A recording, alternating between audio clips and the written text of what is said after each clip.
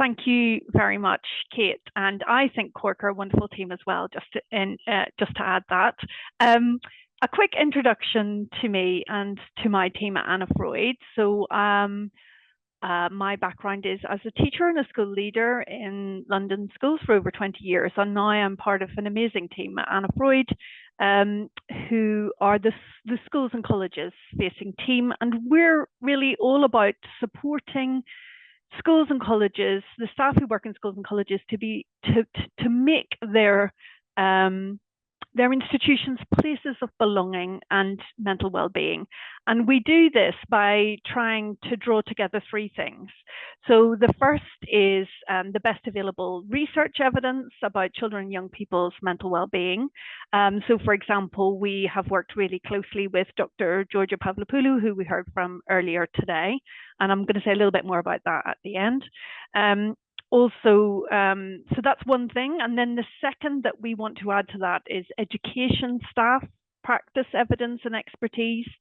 And then the third thing, views and perspectives of young people. So we're trying to bring those three things together to create training and resources that will really help school staff embed holistic approaches to mental well-being and inclusion. And to do that, I guess, through taking steps to improve students' mental health and well-being through schools' everyday practices. We really want this work to be practical. We want it to make sense in terms of the work that schools are doing every day. And I guess that's why that we're hearing increasingly about attendance and non-attendance, and we're finding ourselves talking about it. So I'm really delighted to be able to share with you today some of our thinking to date about attendance and belonging.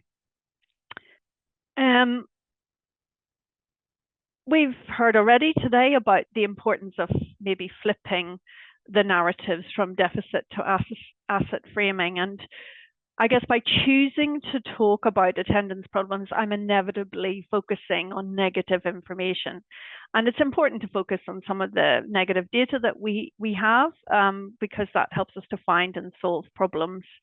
But we need to take care in these conversations not to reinforce negative perceptions about people, especially where those perceptions can result in us ignoring new facts or new solutions. And I wanted to start with this, that whatever the problem we're trying to address, we will come up with better solutions if we understand our young people in terms of their aspirations as well as their challenges. And I also thought it was quite helpful to frame some discussion about attendance with thoughts about education as a right. So at Anna Freud, we often talk about Article 12 of the UN Convention on the Rights of the Child, but there are two other articles which I think are really relevant here.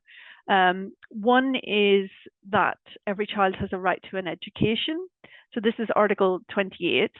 It also says that different forms of secondary education must be available to every child. And I think the different forms issue may raise some questions here when we're talking about non-attendance. I mean, may want to think whether education and attendance at mainstream school are the same thing in terms of this right to an education.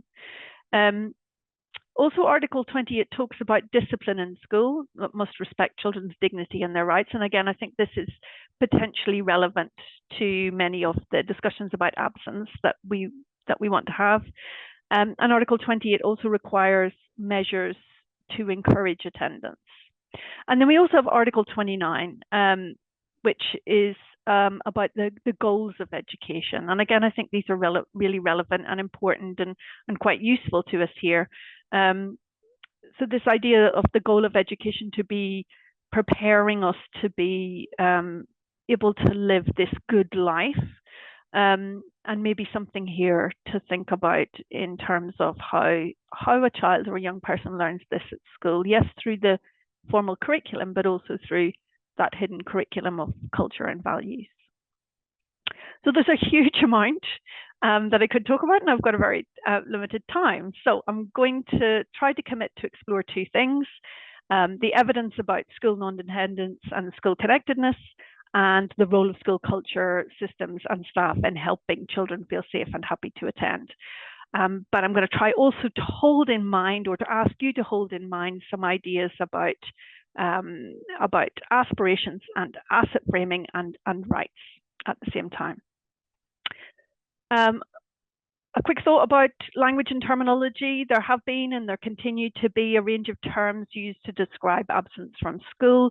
Some of these may be less helpful than others, partly because some of them are in fact stigmatizing, or because they imply an assumed causality around the non-attendance that might be inaccurate. So you'll hear me mostly use the terms non-attendance and absence for that reason.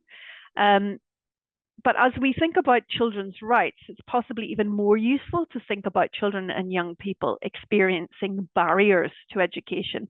And this is what's being proposed by Andy Smith. And I've included a link to this work because I just think if you're really interested in what's happening around absence or non-attendance at school, this is a really important work to have a look at. And also, we've got another couple of terms that are going to come up a bit, which are persistent and severe absence. And these are defined, as you can see on the slide now, and this is since 2015 in England. These are the definitions of persistent and severe absence. And then one final thought is about what we mean when we talk about non-attendance in terms of the circumstances around that non-attendance, or the circumstances around a child or a young person missing school. These are varied, and so they will include social, emotional well-being or mental health barriers. But if we want to really think about this holistically, we need to also try and hold in mind children, young people who've been excluded or suspended, or who are absent for some lessons, but not all lessons. So they may be in the school building, but not attending some lessons. And we have this helpful idea from Dr. Ruth Moyes about children, young people who are missing at school before they're missing from school. So we need to hold all of this in mind. So some negative data as promised. Persistent and severe absence remain much higher than pre-pandemic, particularly at secondary schools. But absence problems are not impacting all children and young people equally, and absence reflects many of the wider inequalities. So these absence patterns reflect many of the wider inequalities that we might see. So there are geographical variations, with persistent absence being highest in the southwest of England and in Yorkshire and Humber. Pupils with an identified special educational need are more likely to be persistently absent. Autistic children are twice as likely to be excluded from school. Persistent absence rates are higher for pupils from some minoritized groups. Young carers are more likely to be absent. Experience of bullying and feeling unsafe seem to be really key factors in absence from school. And there's a link between school absence rates and mental health problems. And we know this from NHS digital figures, but we also know this from the MIND research, where nearly 7 in 10 young people who participated reported being absent from school due to their mental health. And there is a connection between persistent non-attendance rates and experience of material poverty, with non-attendance rates being higher for pupils from economically disadvantaged backgrounds.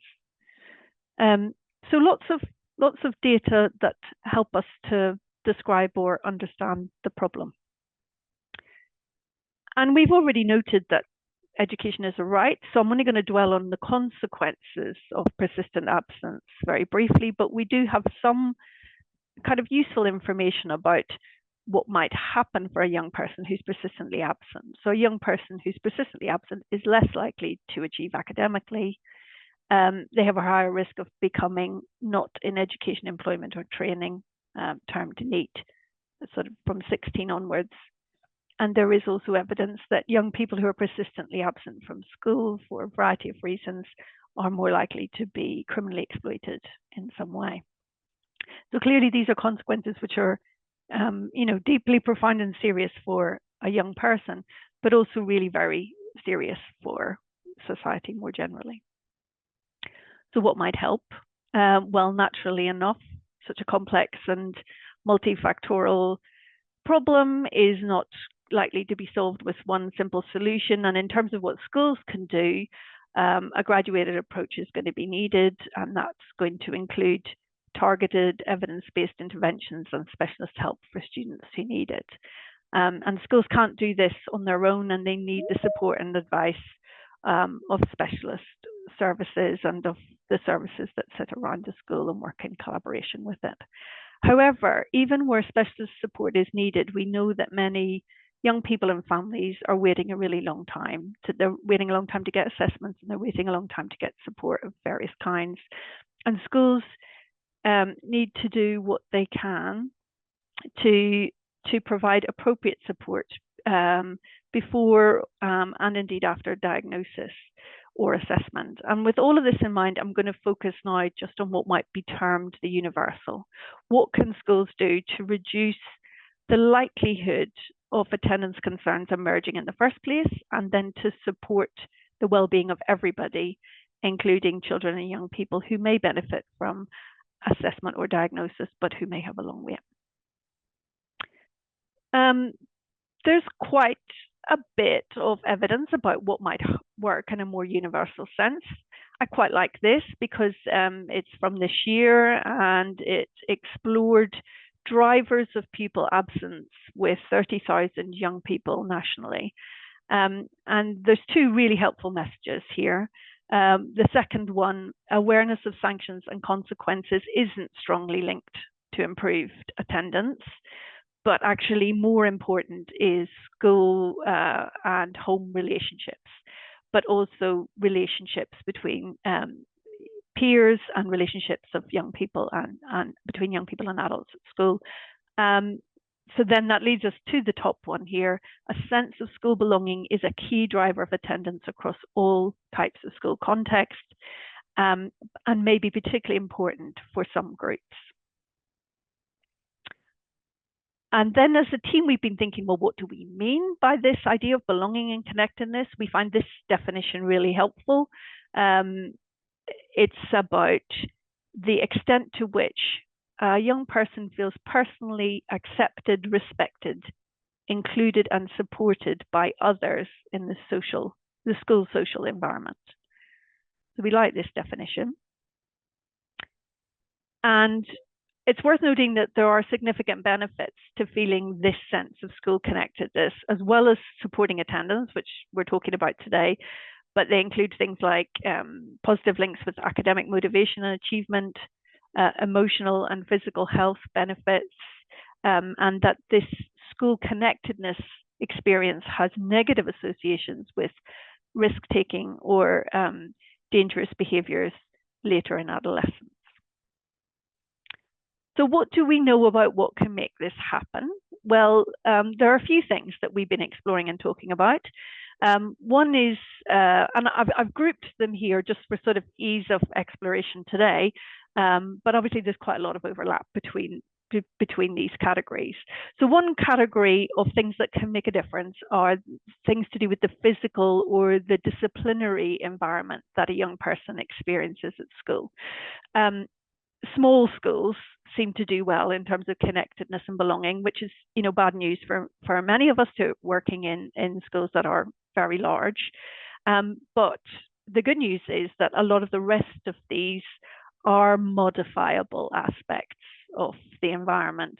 So, for example, there are things around physical characteristics which may create stress or relieve stress within the building, like temperature and light, and sound conditions within the building. Also, we're more likely to feel connected and a sense of belonging at school if, as a young person, we feel that we have influence over institutional policies, and particularly around aspects of discipline or behavior.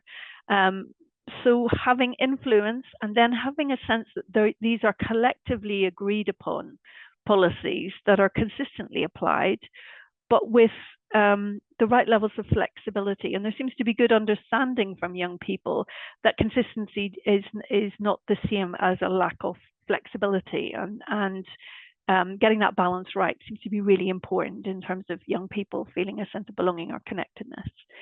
And I guess that links then to the second category here, relationships. A young person is more likely to feel connected, to feel a sense of belonging, where they have supportive and positive peer relationships, where they have supportive and positive relationships with adults at school, where adults are able to be reflective and adapt and change things in response to hearing and listening to them, and where there is strong partnership with parents and carers and a sense of shared aspirations. And then this third category, one that I think will be very familiar to many, a young person is more likely to experience, or a person of any age is more likely to experience good well-being, where they have autonomy, they have agency, they're able to choose things about their day or their week. They're able to, there's some freedom to choose my own path. Issues of the second factor being then competence, which I think links really well to autonomy, that I feel able to do what I need to do, that I feel sufficiently skilled to pursue my passions and the things that excite me. And I think this really links then to what schools can do around curriculum, but also extracurricular offer. And then relatedness. So back to this idea of relationships, looping back to that middle category there, about having friends or having people who support you, being really central to this feeling of belonging or connectedness.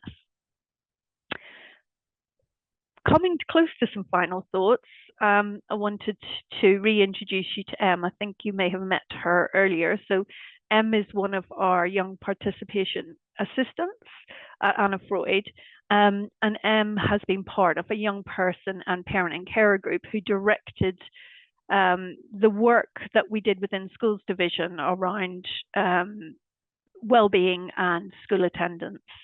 And in that, within that work, Em directed it, but also contributed some content. I'm going to share just a tiny little bit with you. And she told us about barriers to attendance, but here in this little clip, she's going to talk about what she believes makes a difference. So fingers crossed, please somebody tell me if not, but fingers crossed you're going to get video and sound.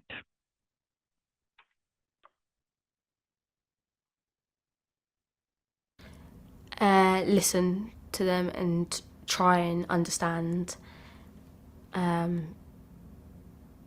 communicate with them and don't assume, but just be willing to change and adapt slightly, because in the long run it will make a big difference.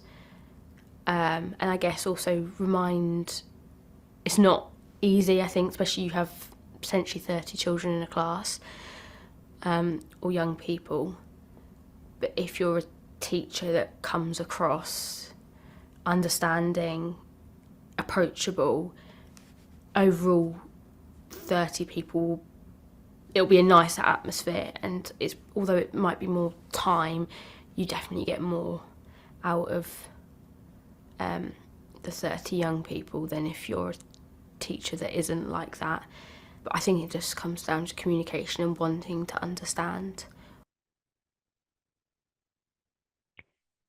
I guess just thinking about what Em's saying there, when we think about belonging and connectedness and attendance at school, there seems something so central here about staff being able to listen, being able to understand, and being able to adapt and change. And that seems to be really important in everything that we've considered so far, including Em's perspectives. And also, I think helpful in Em's thinking is something about the warmth and the atmosphere of the classroom or of the school culture. So we're already working with schools on training that they need to support staff to create schools that are places of warmth and belonging and well-being for all. And we're doing this particularly through our training. And I wanted to mention two in particular. So the first one here, school attendance and mental well-being, is the one that was directed by Em and her PPA colleagues. And the second one, the Autism and Wellbeing in Schools training, was developed and delivered in collaboration with Dr. Georgia Pavlopoulou, who we heard from earlier, and with colleagues from At Autism. So I would say if these are topics of interest, as well as other links within the presentation that we'll share, I would recommend you to have a look. And please do share with others within your networks. And we're very much still developing our work on belonging, connectedness, and school attendance. So if you know about research or projects, or if you have ideas or experiences that you think that could help us, please do be in touch, and I'd be really delighted to hear from you, and maybe to meet up online and have a chat. And I'm going to stop there to leave a wee bit of space for questions.